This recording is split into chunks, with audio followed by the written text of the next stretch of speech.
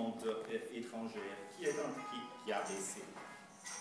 Le problème, c'est que nous sommes dans une crise de demande. Ça, on le sait. Une information gratuite. Pardon. Écoutez, quand il y a du chômage, ça veut dire qu'il y a de la capacité d'offre qui est inexploitée. C'est par définition qu'on est dans une crise de demande. Vous avez, je ne sais pas, vous venez d'élancer, vous venez d'où vous voulez, mais s'il y a du chômage, ça veut dire qu'il y a des machines auxquelles il y a des travailleurs qui ne sont pas en train de travailler. Donc, je ne vois pas en quoi réduire les coûts, c'est du faire du supply side de gauche qui est très à mode maintenant en France, c'est du faire du hollandisme, à mon sens. Il faudrait bien... Franchement, c'est parce que vous ne comprenez pas ma question ou c'est parce que vous l'attendez? Mais monsieur... Développer la recherche, les salaires, la formation, c'est pas du hollandisme. Donc il faut, soit vous dites, je ne comprends pas la question, j'y répondrai une autre fois, soit vous n'y répondez pas.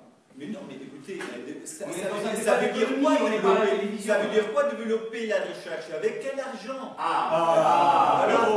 Ça veut dire quoi? Alors, ça,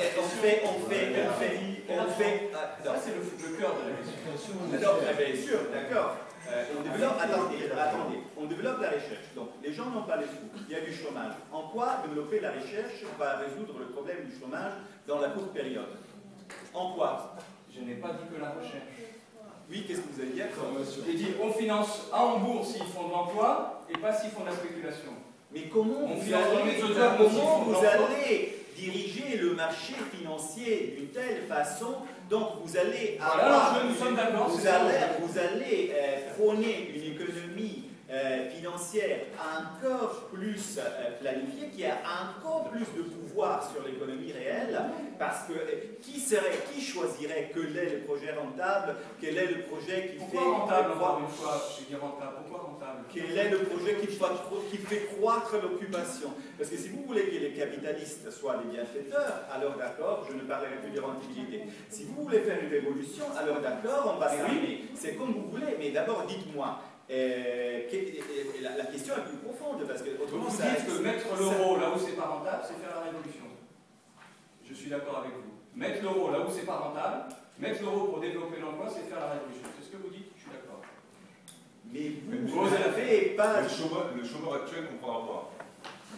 Inch'Allah, ça c'est tu l'affirmes. Ah oui, oui. Vous avez aussi... personne de vous n'évoque jamais l'équilibre des comptes extérieurs. Personne de vous n'évoque jamais ce point. Et personne de vous n'évoque jamais comment et qui... Pardon? Pendant 3 ans, j'ai estimé les prix, justement, les élasticités prix en France. Et la courbe en J ne marche pas à cause des problèmes d'offres. On ne peut pas développer, on ne peut pas. C'est-à-dire on a une courbe en J inversée, où le remontée du J, vous savez, la courbe en J, c'est d'abord, je le redis pour qu'on soit d'accord, d'abord il y a un creusement du déficit parce qu'on importe plus cher, mais on fait tellement de choses qu'on arrive à vendre moins cher. Et donc le solde extérieur remonte.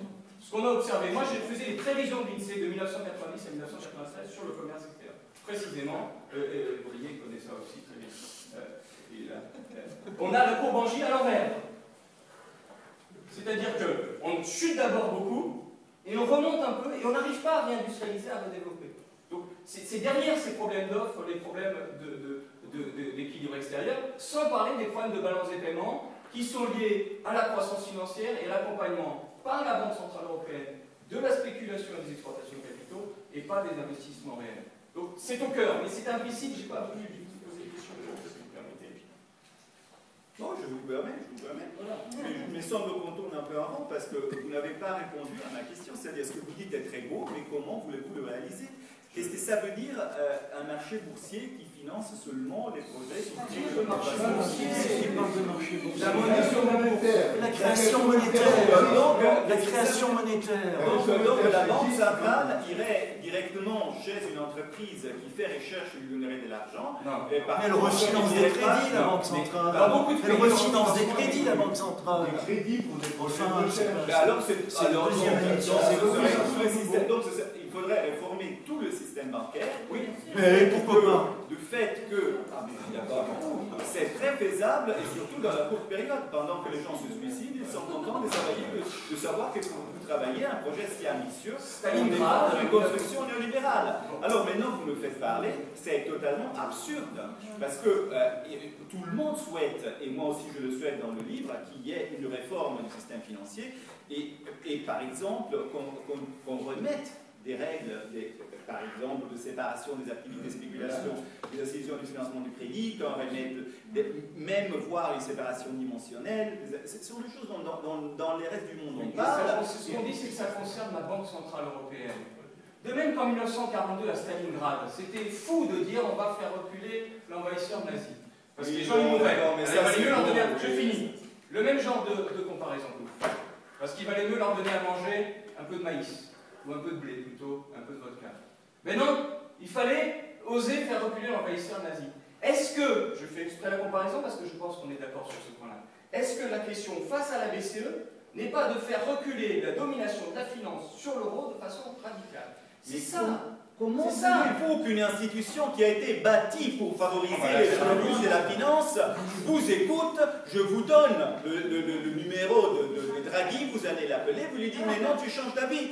Mais je ne parle pas avec Benoît Cœuré, là, qui est le français, je parle avec. Non, mais écoutez, le problème c'est toujours la même attitude que je trouve devant, même en Italie. Je vois que tout le monde est le même pays, comme on dit en italien. Et on élargit les horizons. Hein, ça devient politique, mais après, on le fait comment?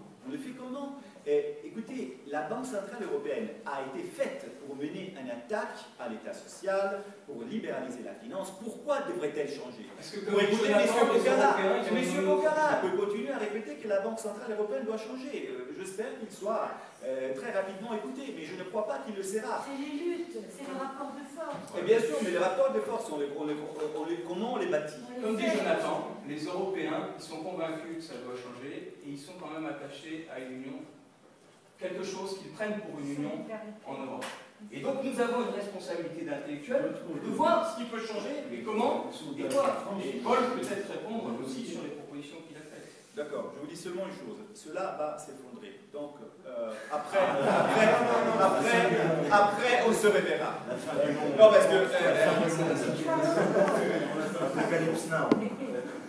Mais c'est pas Apocalypse Now, c'est une chose qui s'est passée 100 fois dans le dernier siècle. Parce qu'il y a eu autant d'unions monétaires qui se sont plus ou moins heureusement dissoutes. Et il n'y a jamais eu d'invasion qui se traîne comme dans le livre de l'Exode. Je peux rajouter un truc qu'a dit M.